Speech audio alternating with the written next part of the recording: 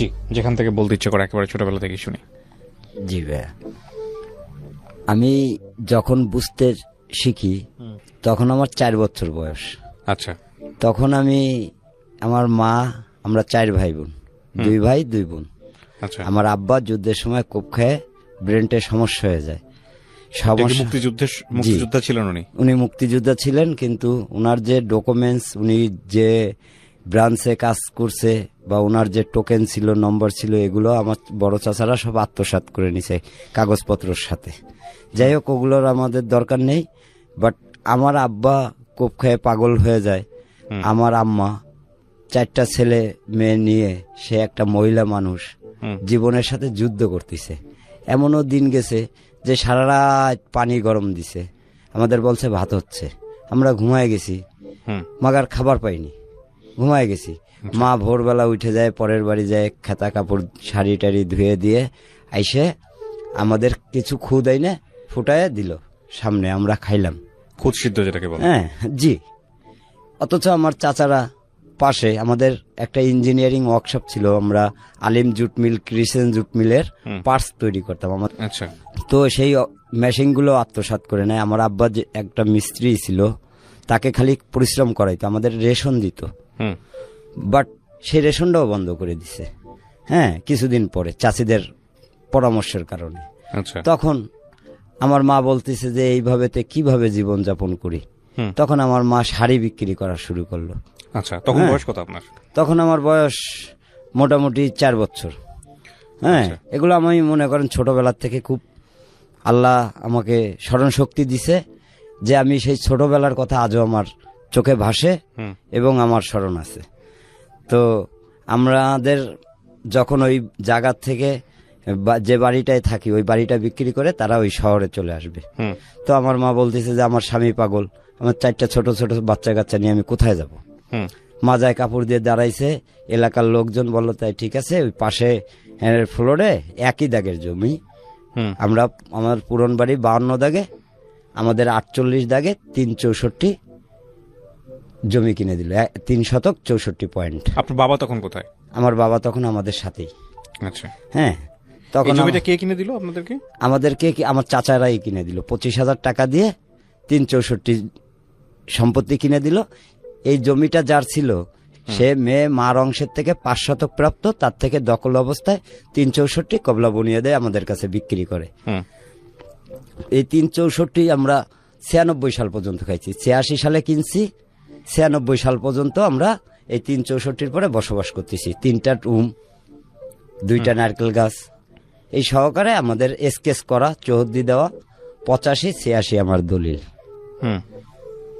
46 দাগ বিক্রি হয়েছে 74 সালে, আমাদের দাগ 48, তাহলে 46 আর 48 বিক্রি হয়ে গেছে, 47 দাগে আছে 2 শতক। এই 2 শতক 87 সালে আমরা কিনছি বোনের অংশ, ভাইয়ের কাছ থেকে এই 2 শতক জমি ক্রয় করে। এখন আমাদের মনে করেন ওই জায়গার পরে সে জোর করে অবৈধ কাগজ প্রস্তুত করে, 143 ধারায় ভুয়া মিউটেশন করে, ইনভেগেশন ছাড়া 17 লাখ টাকা ব্যাংকের থেকে লোন নেয়, কেডিএর অবৈধ প্ল্যান। আমার আম্মা খুব কান্দাকাটি করে, থানায় কোর্টে ইনজেকশন জারি করা, সত্যের মামলা করছে আমার আম্মা। কানতেছে, অ্যাডভোকেট ডাক দিয়ে নিয়ে চাচ্ছে আপনার আমি ন্যায় পাওয়া দিব। তো আমার মা এখন ওই জমির ভিতরে ঢুকে গেল। এখন আমাদের খাওয়া দাওয়ায়ও কষ্ট, শাক টুকায়, ওই শাড়ি বিক্রি করে। বয়স কত তখন আপনার? তখন আমার বয়স 96 সাল।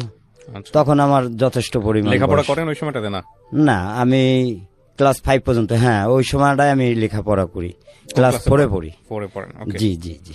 তখন আমার এই 97 সালে, উনি 96 সালে অবৈধ কাগজ প্রস্তুত করে 97 সালে ঘর বাড়ি ভেঙেছিল, দখল করে নেয়, 3তলা বিল্ডিং উঠানোর পরে এখন আমার মা তো ওই মামলায় মুগ্ধ হয়ে গেছে। এখন আমাদের খাওয়ার জোটে না, রান্নাও ঠিক মতন হয় না। ওই কোর্টে যায় 200 দিয়ে আসে, 300 দিয়ে আসে, 500 দিয়ে আসে। এখন সিনিয়র সহকারী জজ আংশিক 2 শতক ডিগ্রি দিছে, যেহেতু আমি যে 2 শতক দখলে আছি সেই 2 শতকের ডিগ্রি দিছে, আর বাকি 164 আমার বাটোয়ারা মামলা করে নিতে বলছিল। এখন মা আমার বড় বোনকে সাতক্ষীরা বিয়ে দিয়েছে। আমার বড় ভাই সে সাতক্ষীরায় থাকে। হ্যাঁ, আমি কানতে কানতে চলে যাই কোথায়, খুলনা ভার্সিটি ওখানে আমার খালাদের একটা ঘের আছে, ওই ঘেরে বসে কাঁদতেছি। তো খানজান আলী হলে এক ছাত্র আছে, উনি ওখানে পড়াশোনা করে। তো উনি আমাকে বলল কি যে তুমি ওইখানে কি করো, কান্দো কেন? তো আমার চেহারা ছবি খুব নাইস ছিল তখন, আমাকে উনি পছন্দ করে আমাকে ওনার সাথে রাখছে। তো আমি ওনার সাথে খুলনা ভার্সিটিতে 4 বছর ছিলাম। তো বলে যে আপনি ওখানে? আমি ওনার খেজমত করতাম, ওনার কাপড় চোপড় ধোয়া, ওনার নাস্তা এনে দেওয়া, মানে 24 ঘন্টা ওনাকে আমি সার্ভিস দিতাম।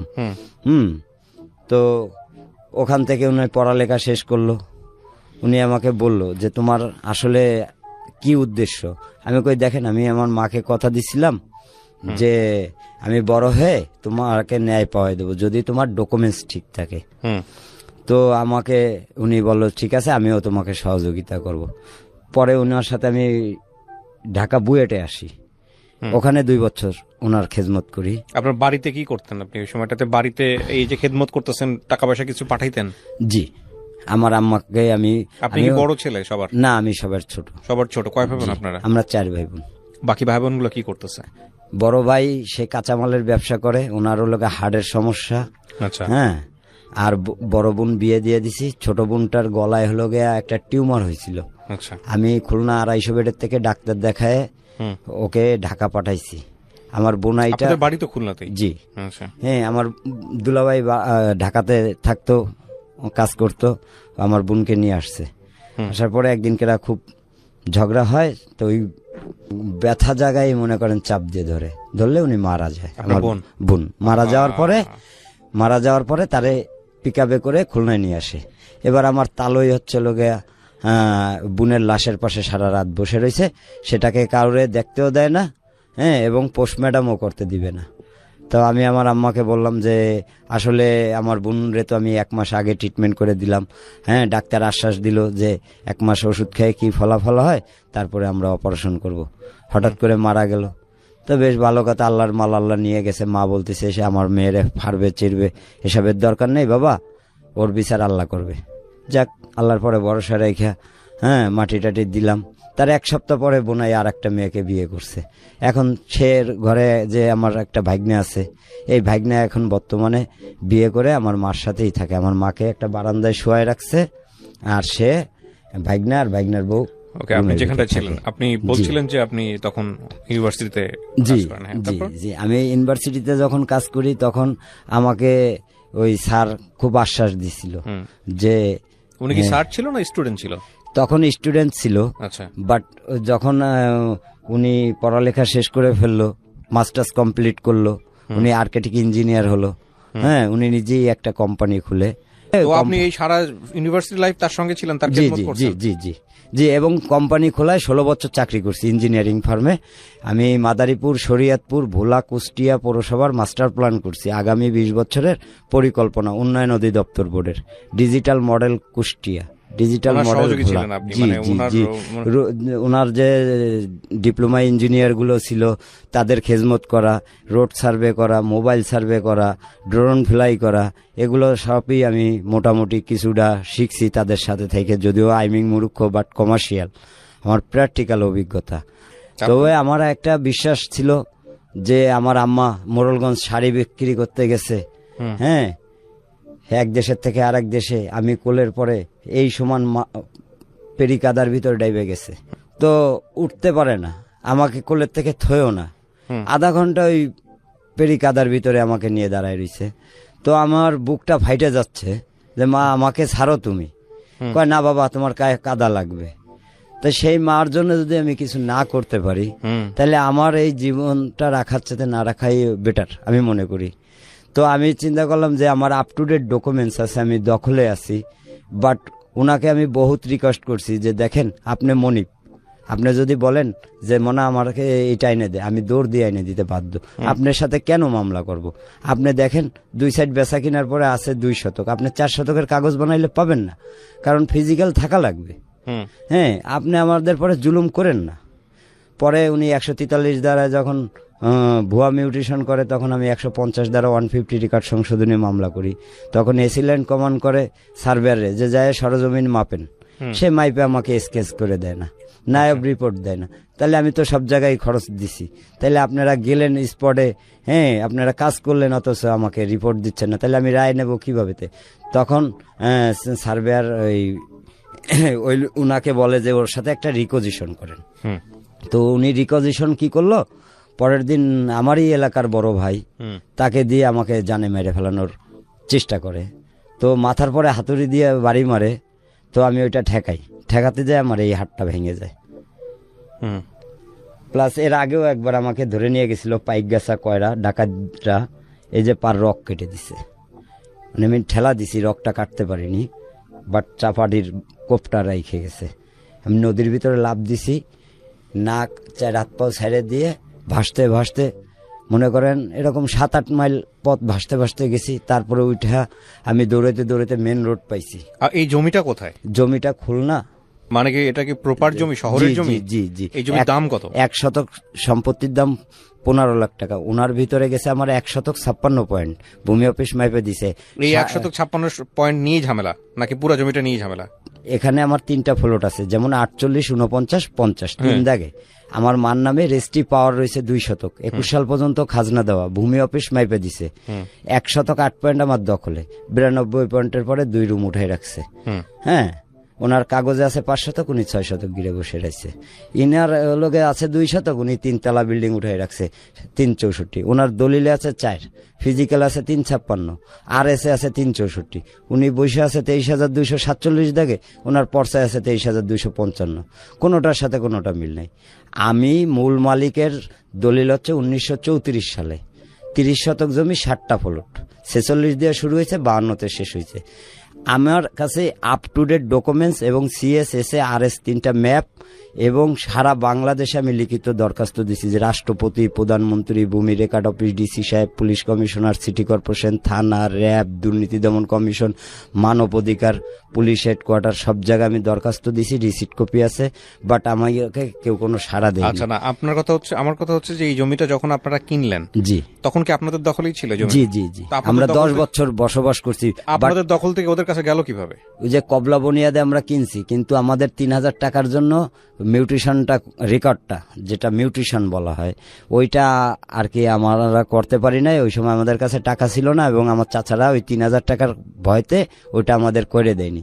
উনি এই মোল্লাহাটের থেকে এখানে ট্রান্সফার হয়ে আসছে খুলনায়। উনি একটা চেয়ারের লোন পায়, একজন অফিসার, বাট উনি কিনছে 2 শতক। এখন ওনার এখানে যদি বিল্ডিং করতে হয়, লোন পাস করাইতে হলে, তাহলে 364 লাগবে। 3.5 শতকের নিচে KDA প্ল্যানও দেয় না, ব্যাংক লোনও দেয় না। তো উনি আপনাদের জমি থেকে দেখাই দিছে? হ্যাঁ, এটা ইনভেগেশন ছাড়া 17 লাখ টাকা লোন নিছে। KDA অবৈধ প্ল্যান। আমি KDA-তে কমপ্লেনও দিই। সে বলে যে তুমি ওই আংশের সত্যের মামলার আংশিক ডিগ্রি স্টে দিয়ে আসেন। তা আমি বলি যে এখানে কোর্টের সাবজেক্ট আসবে না, এখানে সে দুর্নীতি করছে, আপনারা এটা ফলো করবেন। আপনারা ইনভেগেশন ছাড়া কিভাবে আপনি আমার জমির পরে তাকে প্ল্যান দিলেন?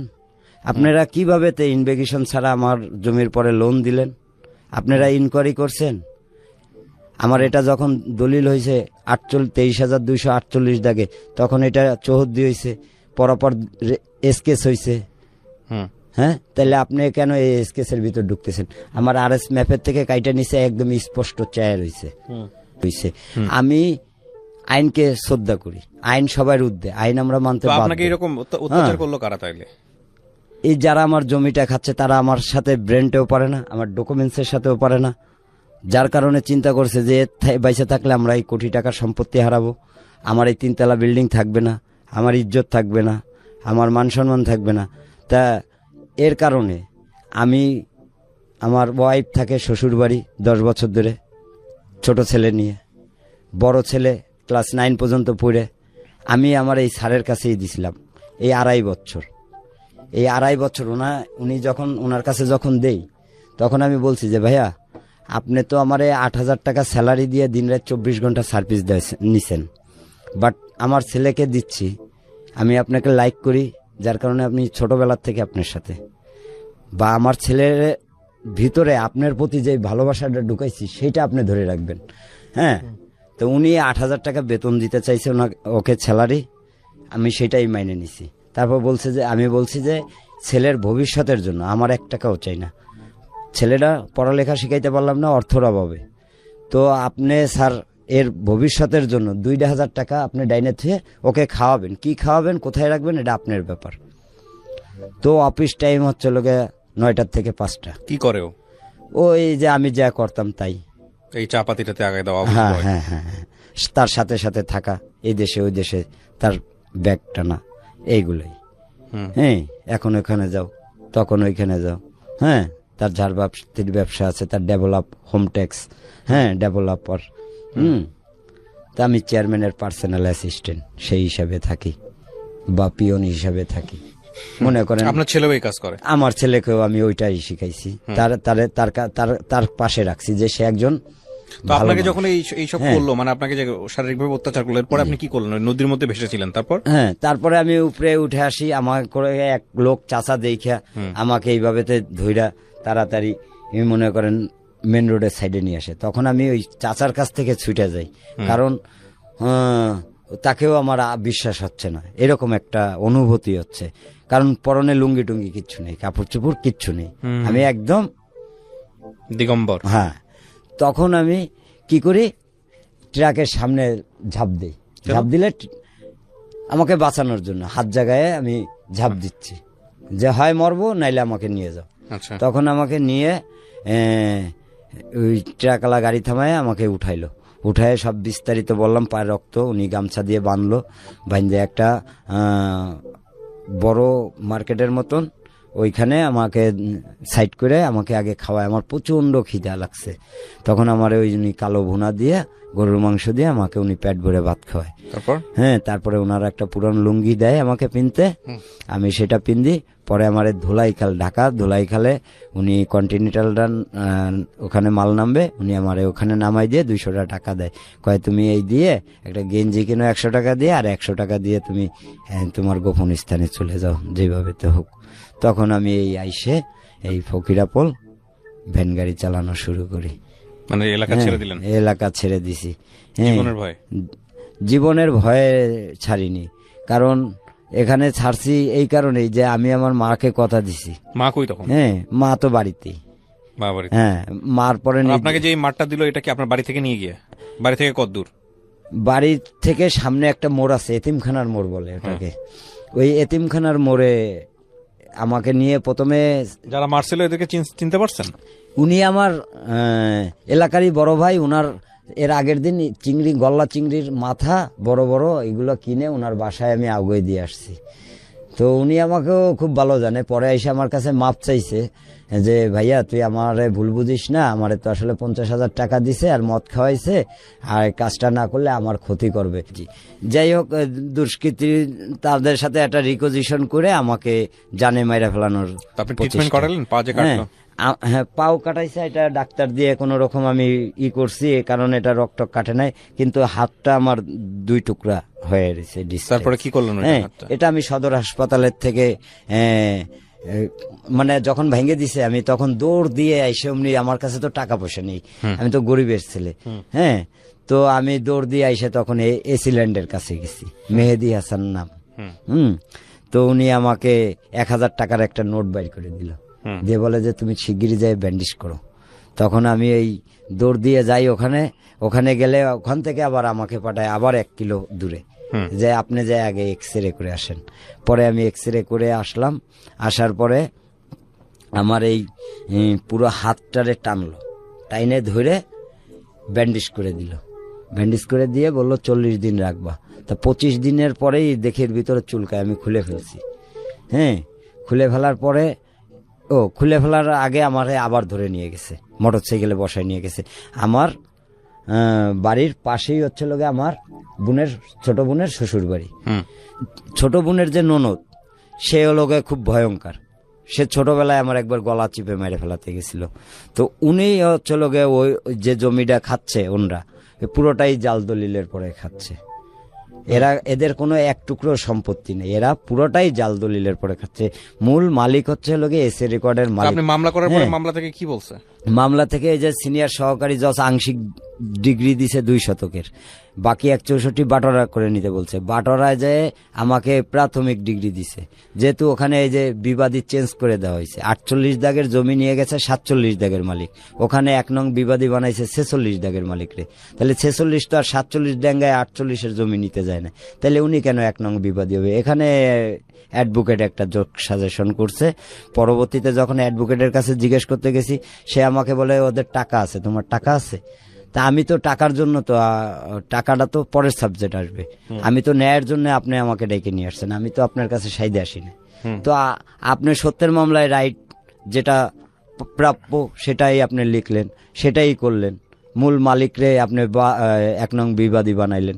এখানে এসে যে দখল সূত্রে আছে সে হবে 1 নং বিবাদী, আপনি সেখানে পাশের দাগের মালিকরে কেন বানালেন? হোয়াই? হ্যাঁ, আপনার ওখানে বাড়িটারি আছে কিছু? জি, আমি দখলে আছি 2 শতক 8 পয়েন্ট, আমি ছাড়িনি। যেভাবেতে ভেঙে চুরে নিছে ওইভাবেতেই ফেলাই রাখছি। আপনার বৃক্ষ তোমার নাম কি ফলে পড়েছে, আমি 5-এর বইতে একটা ছড়া পড়ছিলাম যে আসমানিদের দেখতে যদি তোমরা সবে চাও, রহিমবাড়ি রসুলপুরে যাও, বাড়িতে নাই পাখির বাসা ভেন্ন পাতার ছানি, একটুখানি বৃষ্টি হলে গড়িয়ে পড়ে পানি, তারই তলে আসমানিরা থাকে বছর ভরে, পেটটি ভরে পায় না খেতে, বুকে কখান হার, সাক্ষী দিছে অনাহারে কদিন গেছে তার। তো বৃক্ষ তোমার নাম কি ফলে পরিচয়, স্পটে গেলে দেখতে পারবেন যে আমার মা একাকী একটা মহিলা, যে চোখে দেখে না, চলতে পারে না, সে কিভাবে তার জীবনটা চালাচ্ছে। সে বয়স্ক ভাতার জন্য গেছে, তার বয়স দিয়ে দিছে 40 বছরের কম, অথচ তার 70 বছর বয়স। যারা এগুলো ডিসিপ্লিন পরিচালনা করে তাদের কারণে আমরা ক্ষতিগ্রস্ত। তোমার বাড়ি আছে না? ওই 2 শতক জমিতে কে থাকে আপনার? আমার আম্মা থাকে, আর আমার ভাগনা আর ভাগনা বউ থাকে। হ্যাঁ, আর আপনার তাহলে পাওয়ার কথা জমি কতটুকু? আমার 364 পাওয়ার কথা, ওয়ারিশ সূত্রে আমি 3 শতক 64। 3 শতক 64 পয়েন্ট। এটা হলো বাবা 2 শতক 8 পয়েন্ট। 2 শতক 8 পয়েন্ট আপনার দখলে নাই কতটুকু? 1 শতক 56 পয়েন্ট। এই 1 শতক 56 পয়েন্টের জন্য আপনি লড়াই করতেছেন?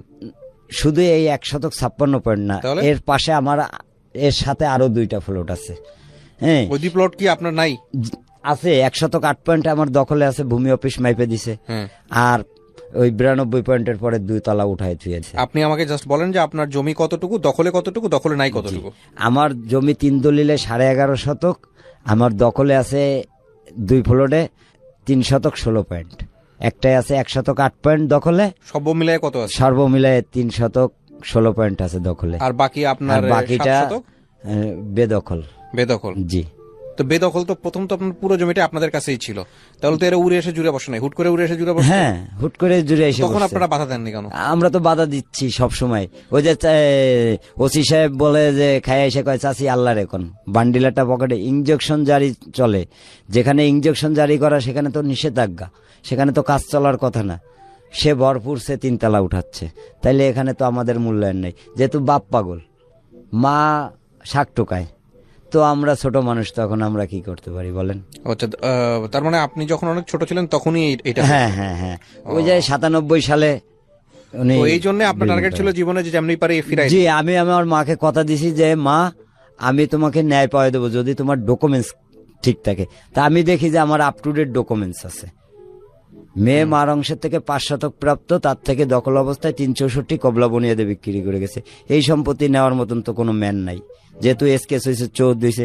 আমার দলিল 85-86, আর যে খাচ্ছে তার দলিল 87-96। তাহলে আপনি যে এত জিনিস বোঝেন, তো বিভিন্ন টার্ম ইউজ করতেছেন, এগুলো কি আপনি এই কোর্ট কাছারি করতে করতে দৌড়াদৌড়ি করতে করতে শিখছেন নাকি?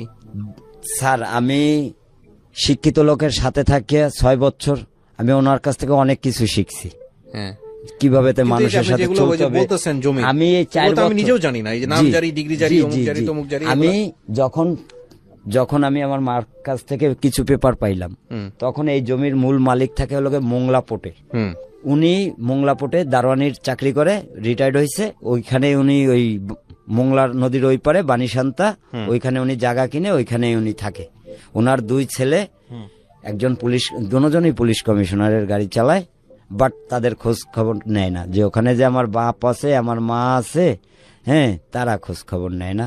পরে যখন আমার এই জমি যে চাচা আপনি 2 শতক জমি 4 শতক কিভাবে বিক্রি করলেন? কয় বাবা আমি 2 শতক জমি বিক্রি করছি, 30,000 টাকা দেওয়ার কথা। শোনেন, আপনার এই বিষয়গুলো আমি খন্ড খন্ড ভাবে পাচ্ছি, আমি আসলে খুব ধারাবাহিকভাবে পাচ্ছিও না, সেটা আমি পাবো না, আমি বুঝতেও পারছিলাম, কিন্তু গল্পটা খুব গুরুত্বপূর্ণ।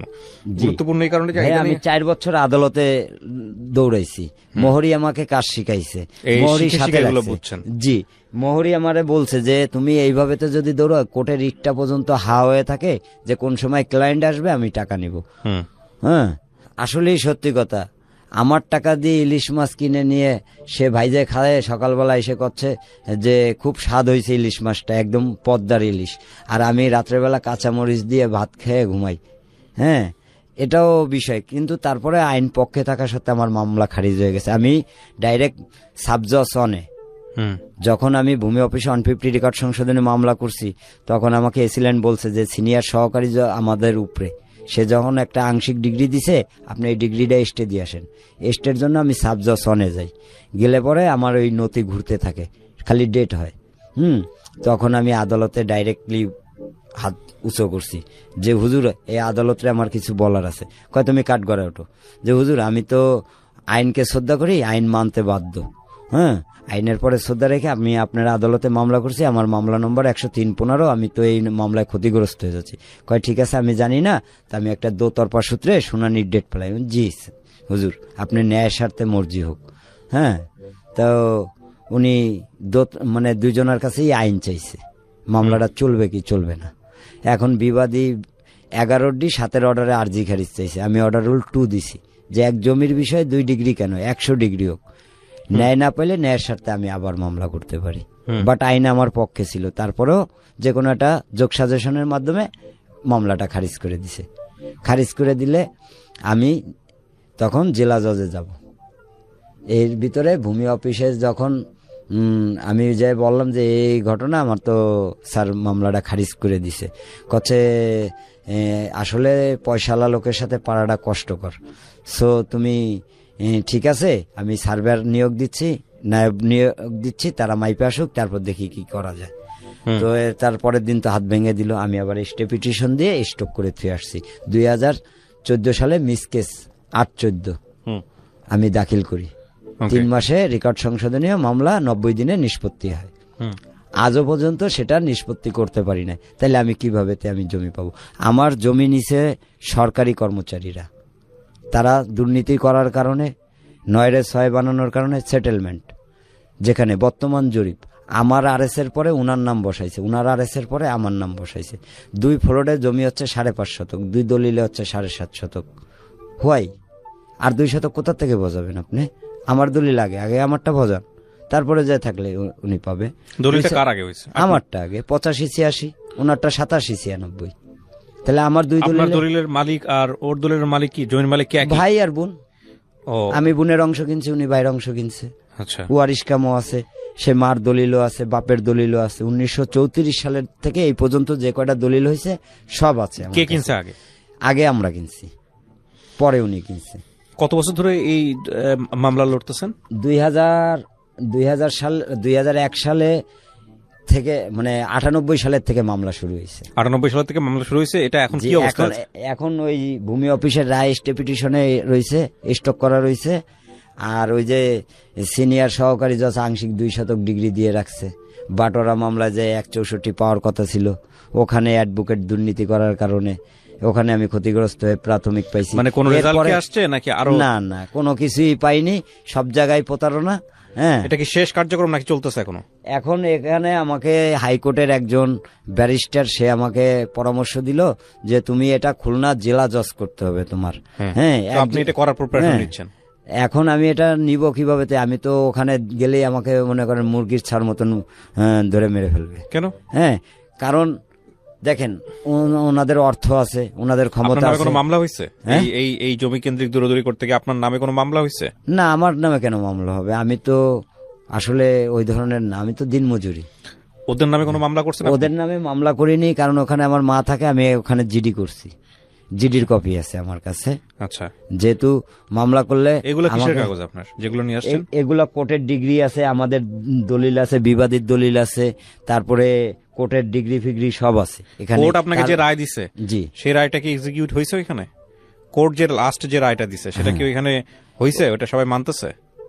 না এটা তো আমরা কোর্ট লাস্ট কি রায় দিছে আপনাদের? এই কোর্ট এই যে আপনাকে জমি বুঝাই দিছে নাকি আপনি পান না, নাই? পাইনি আমি। তাহলে কোর্ট ওদের আমি- পক্ষে রায় দিছে। জি জি তো কোর্ট ওদের পক্ষে রায় দিলে তো আপনাকে এটাই মানতে হবে, কিছু করার নাই তো। না, কোর্ট তো এটা এখানে তো দুর্নীতি হয়েছে। সেটা তো আপনি আপনার জায়গা থেকে কতটুকু দখল করবে, জি এবং এই জমি কেন্দ্রিক জটিলতায় যে আইনি জটিলতা সেটা অনেক বড়। অনেক বড়।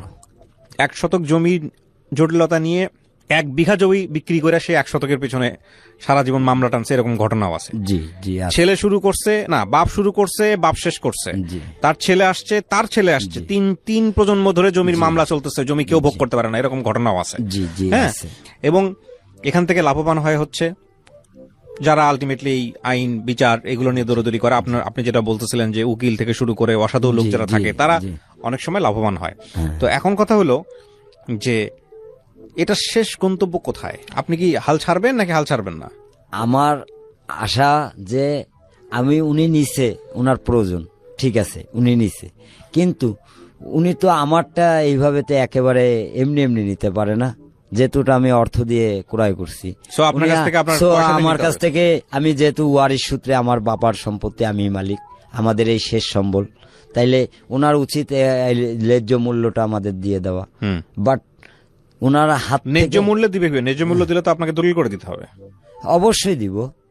আমি চাই কি রিকোজিশন, যে যারটা সে খাবে, ওনারটা আমার দরকার নেই, আমারটা ওনার দরকার নেই। এখন এখানে যেটা এখন হচ্ছে- এখানে আমি যেটুকায় আছি বর্তমানে, সেটা মৌজা রেট হিসাবেও প্রায় 70-80 লাখ টাকার আপনার কত মতন দাম। আপনার কত টাকা খরচ হয়েছে এই এতদিন পর্যন্ত কোর্টে দৌড়াদৌড়ি করতে? এতদিন পর্যন্ত আমার প্রায় আমার মার থেকে নিয়ে শুরু করে আমার এই পর্যন্ত প্রায় 8 থেকে 9 লাখ টাকার মতন খরচ হয়েছে। 8 থেকে 9 লাখ টাকা খরচ হয়েছে। 20 থেকে 22 বছরের যে জীবন যৌবন সবকিছু গেছে এটার পিছনে। জি, আমার এটা কি ভালো দুইটা হয়েছে না মন্দ হয়েছে? এটা আপনার কি মনে হয়? এটা আসলে এটা নেগেটিভই হয়েছে। এটার পিছনে মিথ্যে মরুচিকার পিছনে যেরকম দৌড়ানো উচিত না, এরকম জায়গা জমিও এরকম, তাদের কি অর্থ জানতেন যে- আছে, ক্ষমতা আছে, তাদের আপনি সাথে কি জানতেন যে এরকমই একটা রেজাল্ট আসবে? না, তবে আমি আশাবাদী ছিলাম যে ন্যায় দেওয়ার জন্য অবশ্যই কেউ না কেউ আসবে। আমি গল্পটা শেষ করার জায়গাটায় এসে একটু একটা কথা বলতে চাই। সেটা হচ্ছে যে আপনি যে আইনি সহায়তা নেয়ার জন্য গেছেন এবং এত বছর ধরে যুদ্ধ জি, করছেন আপনার জায়গা থেকে আইনি সহায়তা পাওয়ার জন্য, সেটা সর্ব অবস্থায় রাইট। জি হ্যাঁ, আপনি চাইলে সারা জীবন ধরেই এটা করতে পারেন। কিন্তু সিচুয়েশনটাই আসলে কেমন দেখেন, আপনার এই ঘটনা খুব ব্যতিক্রম না আমাদের সমাজে। জমি কেন্দ্রিক এই যে জটিলতা সেটা আমি জমিটাকে- অনেক আছে।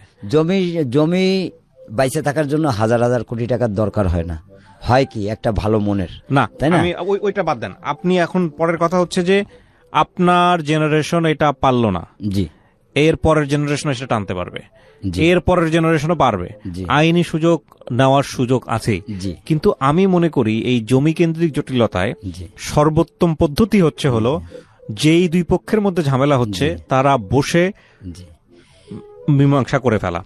কারণ আমি দেখেছি এরকম, আমি কোর্ট করছি না, আমি দেখেছি এরকম যে দুই পক্ষ মারামারি লাগে, ঠেলাঠেলি করে শুরু করে, রাস্তা নিয়ে জটিলতা তৈরি হয়। প্রথম পর্যায়ে লাভবান হয় হচ্ছে এলাকার মেম্বারগুলা, জি ঠিক আছে। তারপরে হচ্ছে হলো এই সান্ডা পান্ডা গুন্ডা যেগুলো জি, থাকে এরা, জি। হ্যাঁ, এদের পকেট ভারী হয়। এবং যখনই ওরা দেখে যে এরকম একটা সমস্যা তৈরি হচ্ছে তখনই ওদের জন্য পৌষ মাস। জি এবং তারপরে হচ্ছে হলো এরা দুই পক্ষের কাছ থেকেই পয়সা খায়।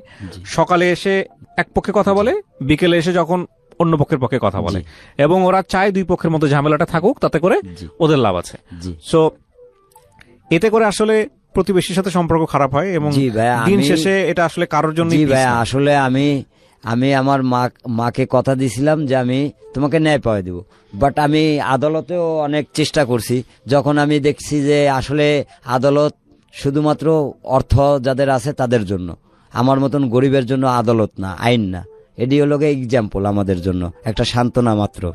হ্যাঁ, কারণ আপ টু ডেট ডকুমেন্টস থাকা সত্ত্বেও যেহেতু আমি জমিটা পাচ্ছি না, হ্যাঁ, সে ব্যাংকে চাকরি করে সে এত বড় দুর্নীতি, হ্যাঁ, অবৈধ কাগজ, ইনভেগেশন ছাড়া লোন, কেডিএর অবৈধ প্ল্যান, 3 তলা উঠে সে বিলাসিতা ভবন করতেছে, ট্যাক্স আমি দিচ্ছি, উনি ফ্ল্যাট ভাড়া দিয়ে খাচ্ছে এখনো।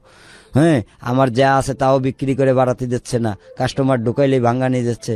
তাইলে আমি কিভাবে এতে বাঁচবো? আমি তো ওখান থেকে আমার মা, আমার স্বামীর সম্পত্তি আমি কেন ছাড়বো? হ্যাঁ, আমার মার প্রশ্ন লোকে আমার স্বামীর সম্পত্তি আমি কেন ছাড়বো? হ্যাঁ, আমার সন্তানদের হক কেন আপনারা মাইরে নেবেন? হ্যাঁ, তার প্রশ্ন হলো এগুলো। এখন আমার তো হাফ পঙ্গু করে দিছে। আমার ওয়াইফ থাকে শ্বশুর বাড়ি কুষ্টিয়া কুমারখালী, সে একটা সুতোর মিলে চাকরি করে, আর ছোট ছেলেটারে নিয়ে থাকে।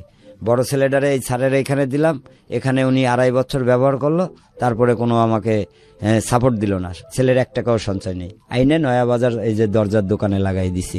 হ্যাঁ, এখন আমি আমার বড় ছেলেকে নিয়ে একসাথে থাকি, রান্দি বাড়ি, আমি ভ্যান গাড়ি চালাই, বড় ছেলেই করে।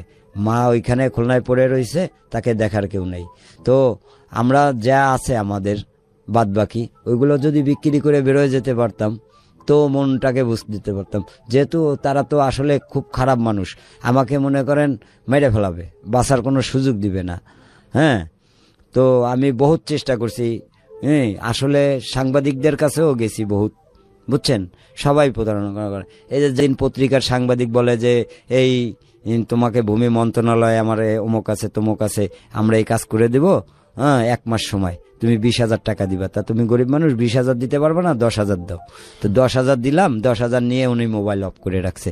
পরে আমি একটা জিনিস ফলো রাখছিলাম ওনার, যে ওনার বাচ্চাটা কোন স্কুলে দিয়েছে, ওই শ্যাকের ট্যাগ আমিন গ্রুপের ওইখানে গিয়ে বসে থাকতেন।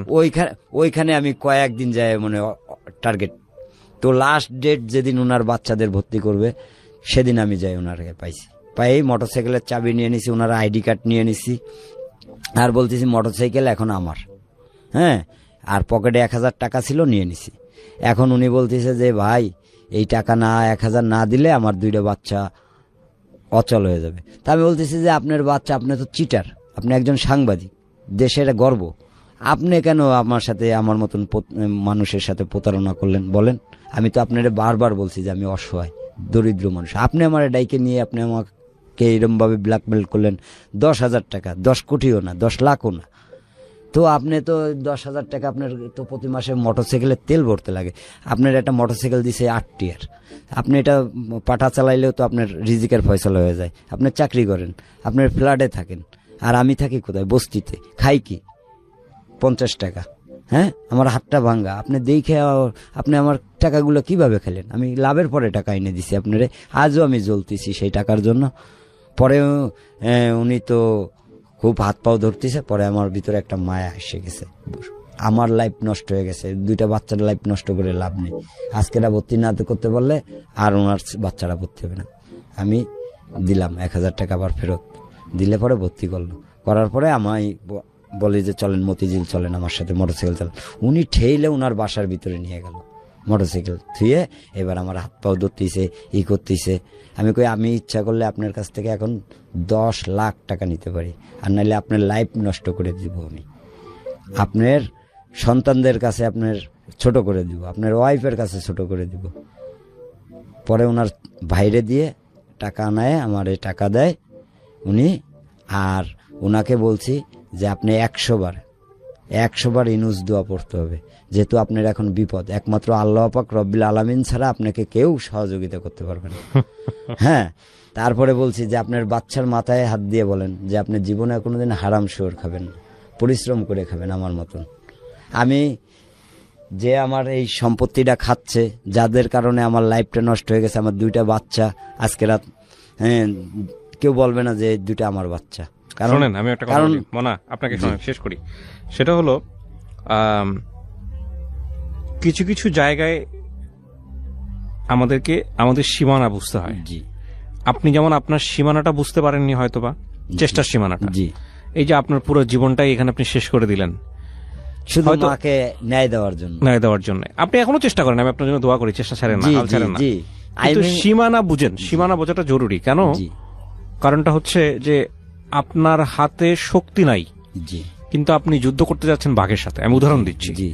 এবং আপনি মনে করতেছেন যা থাকে কপালে, যুদ্ধ করেই মরবো, লোকজন আমাকে বীর বলবে। আমি বলি এটা বোকামো। বরং ওই জায়গা থেকে পলায়ন করাটাই হলো উত্তম।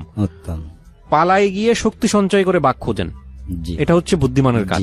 আর যদি পালাই গিয়ে জীবনের কোনদিন শক্তি সঞ্চয় করতে নাই পারেন, আপনি যদি ন্যায় হন, তাহলে সৃষ্টিকর্তার কাছে সবসময় বলেন যে আল্লাহ জি তুমি সুবিচার দাও, জি সবচেয়ে বড় হাকিম তো সেই, জি। তাই না? এখন তো আপনি যা এখানে বললেন, আমি উপস্থাপনার জায়গা থেকে যদি এতটুকু বলি, যেটা একপাক্ষিক কথা আমি শুনেছি, আপনি এখানে আপনার মতো করে বলছেন। জি আর দ্বিতীয় কথা হচ্ছে, যাদেরকে নিয়ে বলছেন তাদের কারো পরিচয় আমরা এখানে রিভিল করিনি, কিন্তু তাদেরও নিশ্চয়ই অনেকখানি বলার আছে, তারাও তাদের জায়গা থেকে সঠিক। জি বাট আসলে কে সঠিক সেটা জানেন উপরওয়ালা, জি জি যদি আপনি সৃষ্টিকর্তা মানেন। জি অবশ্যই। তো আমার মনে হয় তার হাতেই ছেড়ে দেওয়াটা বেটার।